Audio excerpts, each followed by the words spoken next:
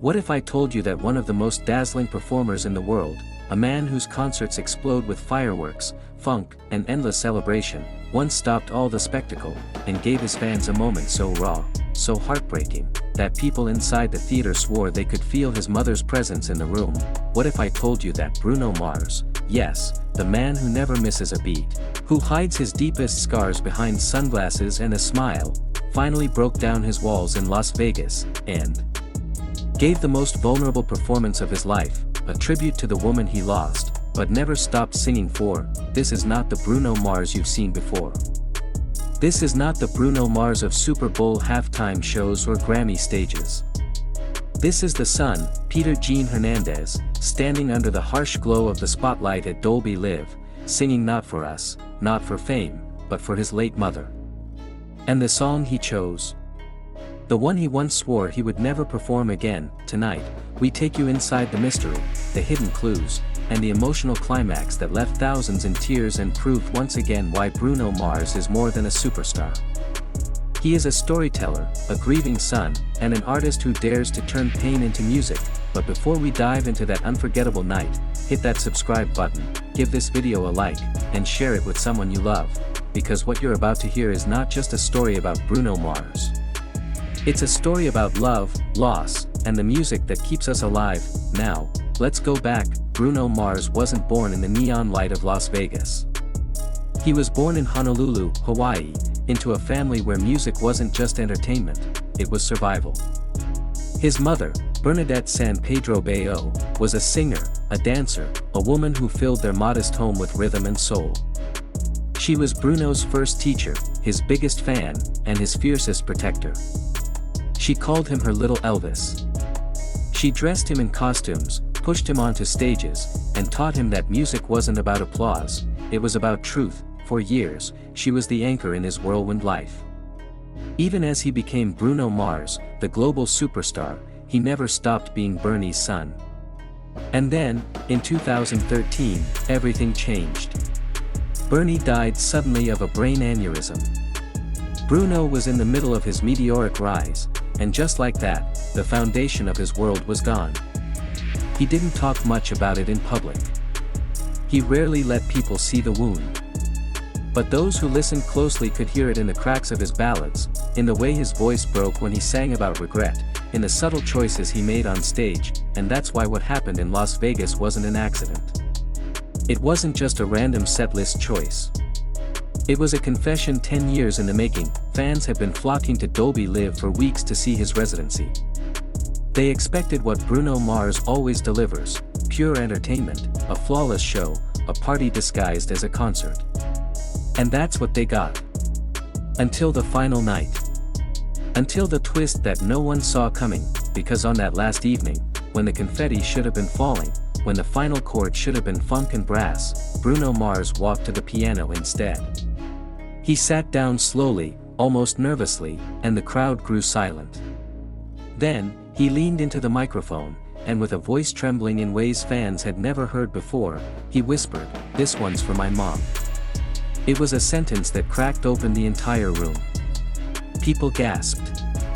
Others froze. And then, before anyone could process it, the first chords of When I Was Your Man filled the air, the arena shifted. This wasn't the Bruno Mars of choreography and glitter. This was the Bruno Mars of grief, the son singing to the one person who couldn't be there. And in that moment, the thousands of fans who came for entertainment realized they were witnessing something else entirely, a private goodbye, turned public, turned eternal. But what made this moment even more powerful were the clues that Bruno had been leaving all along. Because if you trace back through the residency, through the subtle speeches, the setlist changes, even the screen visuals, you begin to see that this tribute wasn't spontaneous. It was planned. Carefully, secretly, like a message written in invisible ink, waiting for the right night to be revealed, and the more you look, the more haunting it becomes. The truth is, Bruno Mars had been preparing us for this moment all along, we just didn't see it. From the very first nights of his residency at Dolby Live, there were whispers of something different about the show. Fans noticed subtle changes. Instead of diving headfirst into the non-stop party energy he's famous for, Bruno allowed himself moments of quiet, reflective pauses between the spectacle. Sometimes, he would look up toward the ceiling, as if searching for someone in the rafters, before flashing his signature grin and moving on. Nobody thought much of it at first. After all, Bruno Mars is a showman, a man who knows how to keep a crowd on its toes. But when the final night arrived, those small gestures suddenly made sense. They weren't random. They were breadcrumbs. Listen carefully to what Bruno said on stage throughout the residency. More than once, he told the crowd, "Don't wait. Tell the people you love what they mean to you, while you still can." The audience cheered, clapped, and maybe even nodded, but most assumed it was simple stage banter. In hindsight, it was a confession. A warning. A son speaking to his mother through the language of a crowd. Even his setlist seemed to shift over time. Songs of heartbreak and regret, numbers he hadn't performed in years, began sneaking back into rotation. Ballads where his voice cracked, where the lyrics hit harder than the funk. It was as though Bruno Mars was slowly setting the stage for one final exhale, one final moment where he would stop being the superstar and simply be Peter, Bernie's son. And then came the finale. Imagine the scene. The lights dim. The crowd roars, expecting fireworks. But instead, the stage goes dark. No brass, no drums, no glitter. Just a spotlight on Bruno Mars, seated at the piano. His back slightly hunched, his hands trembling over the keys. The silence is deafening, and then, that whisper. "This one's for my mom." The audience freezes. Thousands of people, holding their breath as if time itself has stopped. And then, the first notes of "When I Was Your Man." For years, Bruno avoided this song on stage. He said it was too raw, too personal. The lyrics, about regret, about not cherishing someone while you had the chance, were painful enough when fans believed it was about a lover. But on this night, in this context, the truth bled through. It wasn't just a ballad about heartbreak. It was a son's confession. A grieving man's plea to the woman he could never call again. His voice cracked on the second verse. His eyes closed tight, as if trying to hold back tears, as if trying to picture her face in the crowd. And then something happened, something fans will never forget. Midway through the song, Bruno changed the lyric. Instead of "I should have bought you flowers and held your hand," his voice softened, almost whispered, "I should have called you more, Ma." The words weren't printed. They weren't rehearsed. They slipped out like a secret he could no longer contain. For a man obsessed with precision, with perfection, it was a crack in the armor. And yet, it was the most perfect moment of his career. Fans gasped. Some broke down crying. Others clasped their hands together as if in prayer. The Dolby Live Theater, a place built for entertainment, transformed into something else that night.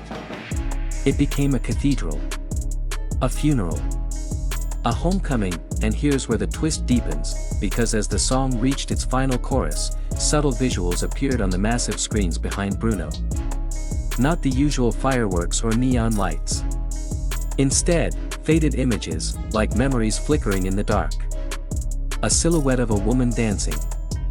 A photograph of a family on a Hawaiian beach. A fleeting flash of Bruno as a child, dressed as Elvis, smiling with pride. None of it lingered long enough for phones to capture clearly. But those who were there swear they saw it, and just as the final note rang out, Bruno didn't rise. He stayed at the piano, hands still, eyes closed. Silence hung heavy in the room. The crowd didn't cheer right away. They knew this wasn't the moment for it. Think about that. And while you do, don't forget to subscribe, hit that like button, share this video with someone who needs to hear it, and tell us in the comments, what song would you choose as your final tribute? Because for Bruno Mars, that song was "When I Was Your Man." And on that night in Las Vegas, it wasn't just a performance. It was a prayer.